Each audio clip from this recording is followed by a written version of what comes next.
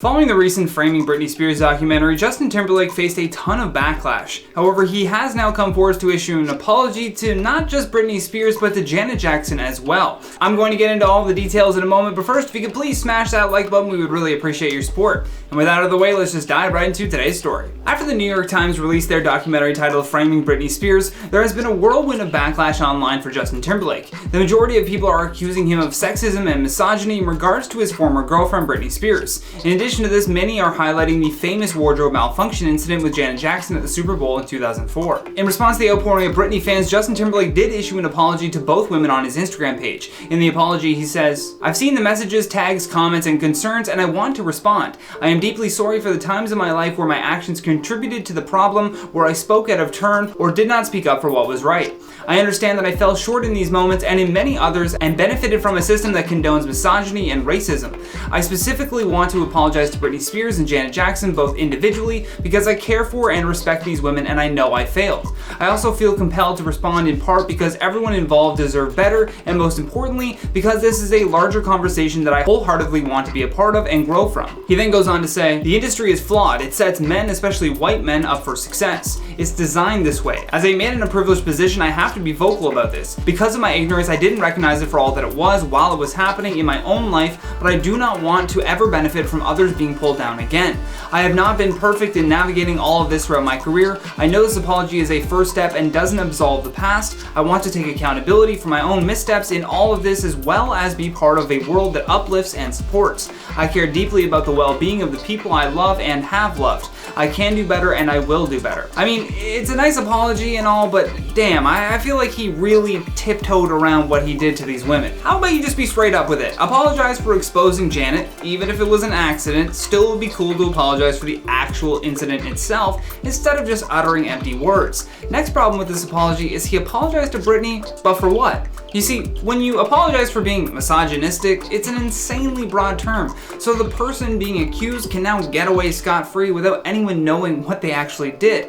Although we all know that Timberlake breaking up with Spears in 2002 and then making a song called Cry Me a River definitely didn't help her image, nor her mental state for that matter, and this became evident in the events that would soon follow thereafter, leading ultimately to a conservatorship where she was under her father's control. It's as if she has never had a real opportunity to make her own decisions. When Timberlake blasted her in that song, which was about a woman cheating, she lost control over how people viewed her because the media now had a narrative that they could run with without even consulting her. Even as she was having a public meltdown, she was nothing but fodder for late night hosts as they poked fun at this falling star. I don't think Timberlake is solely to blame for everything, but he definitely had a big part in it, and like he said, I do not want to ever benefit from others being pulled down again. Well, Justin, that's good to know that you won't let the industry raise you up to pull down someone else again. I mean, again?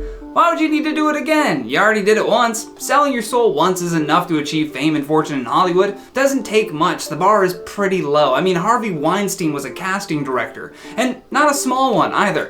I think it's great that he had to apologize and finally expose himself like this, but man, if this documentary had never come out, do you honestly think that he would have posted this?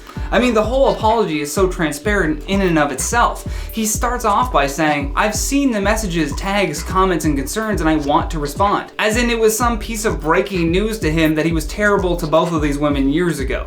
He essentially just said, "Hey, I see a lot of you found out what a terrible person I am, and so here I am to clear the record and hopefully change that idea in your brain before my talent agency drops me." It's not sincere in the least, and it's time for Justin Timberlake to go bye, bye, bye. Because you missed out big time on this one, dude. With that though, let's check out some of your comments from the video titled "Bill Gates Warns of New Threats the World Faces After Predicting This Pandemic." Dana Bryan says, "It's like he's the actual writer for The Simpsons." I like the little nail paint. Possibly. Who knows? They gotta get their sources from somewhere. Just calling up Bill Gates. Bill, what'd you see? Shaylin Clark says, "He needs to stop predicting it happening. It's a jinx." I think he's just trying to give us a warning. I don't think he's trying to jinx anything. But I see where you're coming from. LM says, "5 years from now is gonna be scary, but thanks for the heads up." Hey, at least you're prepared. You know, get a bunker ready, get some soup cans. I honestly don't know how we prepare for something like this. I mean, climate change, it's already too late. Bradley Jones says, "Top 10 Bill Gates predictions." has he made top 10 predictions? We'll look into it. I appreciate the suggestion though. CL Brierly says, this is concerning, but what is more concerning with the whole weaponized virus thing is that there could one day be someone crazy enough, smart enough, and rich enough to cause that and not care if they die too.